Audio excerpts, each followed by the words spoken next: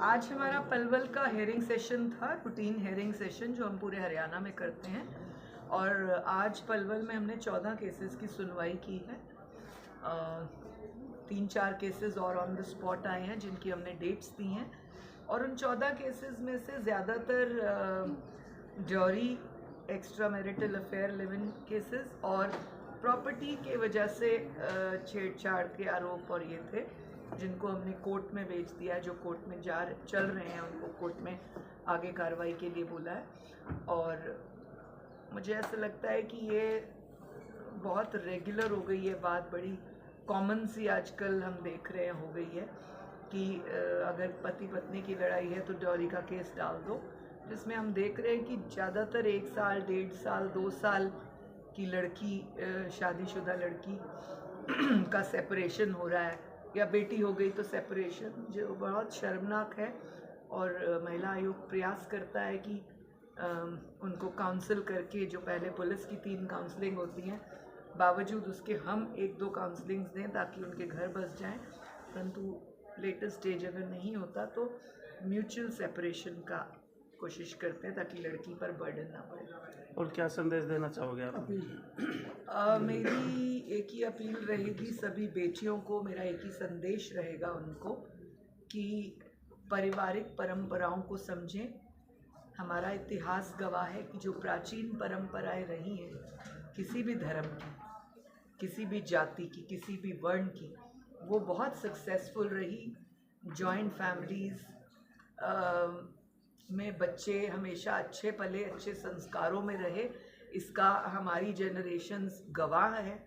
और आज जो बच्चियां जल्द शादी करके या लड़के सेपरेट रहना चाहते हैं, वहाँ पर फ्रिक्शंस ज़्यादा आ रहे हैं। लिव इन रिलेशनशिप को मैं एक अभिशाप मानती हूँ आज के दौर में। चाहे लोग कितना भी पढ़ लिख गए हों, गर्ल्स या बॉयज़ कितने भी वेल ऑफ या मॉडर्न हो गए हों, लेकिन live in relationship at the end of the day एक लड़की के लिए अभिशाप बना रहता है। तो मैं उसके लिए भी लड़कियों को आगाह करती हूँ कि एक छोटे समय के लिए लिव इन करके अपनी पूरी लंबी ज़िंदगी को बर्बाद ना करें। मैडम, एक मामला जिहाद का भी आया है, क्या कुछ मामला है, क्या डिसीजन आपने लिया या अभी पेंडिंग है? बहुत सारे ऐसे मामले आए हैं, कुछ हमने पेंडिंग किए, जिनमें 2 मामले जो मेरे पास आए जिसके लिए मैं अपनी सारी जो है सरदारी को कहना चाहूँगी, ख़ास तौर से ग्रामीण आंचल की सरदारी को, कि महिला आयोग ने पिछले 12-13 हज़ार केसेस में 2 सालों में जहाँ पर भी 2 बेटियाँ एक घर में ब्याही हैं, मैं ये नहीं कहती 100% गलत है, लेकिन 95% बल्कि 98% बोलूँगी, वहाँ पर फ्रिक्शन पैदा होते ही दूसरी बेटी को तंग किया जाता है। हमें विचार करना होगा कि अगर हम एक परिवार में 2 बेटियां देते हैं कि जल्दी से लड़के मिल गए हैं, जल्दी से शादी हो जाएगी, वहाँ पर जब फ्रिक्शन पैदा होता है तो बेचारी जो लड़की गलती नहीं करी होती या एक लड़का अगर अपनी पत्नी नहीं मांगता, जो दूसरी लड़की है उसको अपना परिवार तोड़ना पड़ता है कि एक ही घर से आई है। ड्यूरी मांगते हैं तो दोनों लड़कियों से बाइक, कार, थार जो भी मांगते हैं डिमांड होती है। तो मैं प्रयास करना चाहती हूँ कि ऐसे बुजुर्गों को हाथ जोड़ के निवेदन कि इस परंपरा पर पुनः विचार करें। आज कितने मामले आए हैं जो धर्म या नाम परिवर्तन करके लड़कियों का शोषण किया और फिर छोड़ दिया? 2 मामले ऐसे आए हैं, जिसने अमन नाम बताया, निकला एमजद। ऐसे ही एक दूसरी जाति की लड़की जो एक हिंदू लड़के के साथ लिव इन में रहती थी और अब वो विवाह करने के लिए उसको विवश करती है। तो इस तरह के मामले मुझे नहीं लगता कि सक्सेसफुल रहते हैं।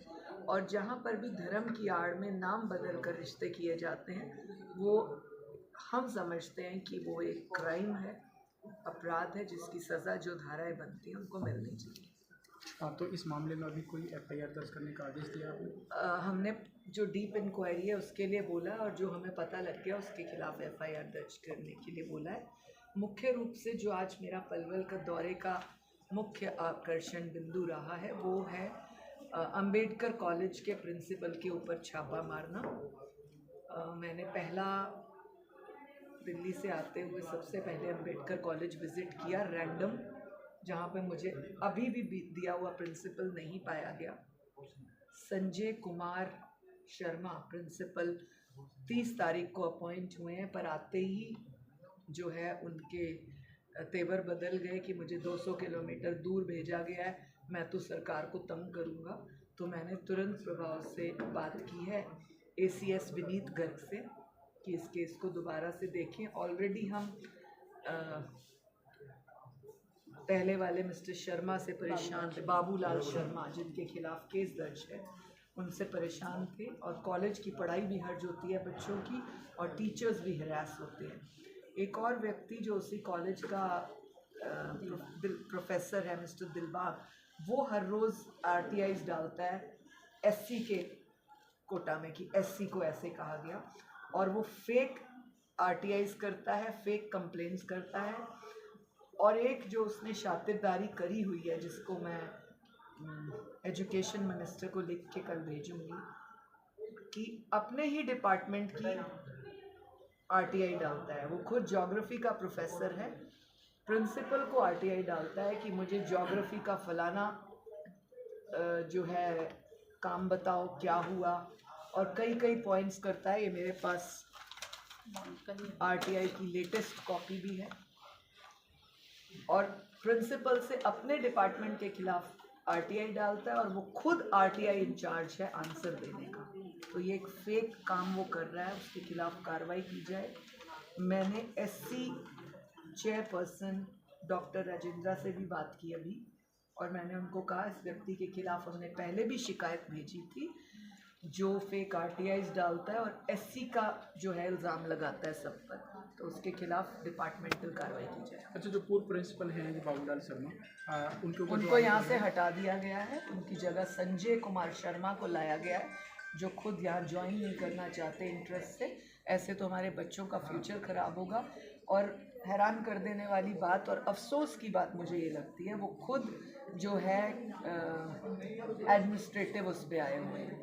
जो पूर्व प्रिंसिपल है, उनके आरोपों का क्या है, उन पर जांच हुई है कि सच है या झूठे हैं? नहीं, वो सच पाए गए। उन्होंने मेरे सामने बयान दिए हैं लड़कियों ने, और मेरे पास ऑडियो वीडियो रिकॉर्ड है, और बाबूलाल शर्मा वहीं मौजूद थे। और महिला आयोग का काम है ट्रांसपेरेंसी से काम करना, ईमानदारी से काम करना, और जांच को डीप गहराई तक ले जाना। और आमने सामने मैंने दोनों से प्रश्न किए जिसमें वो गलत पाए गए। Thank you.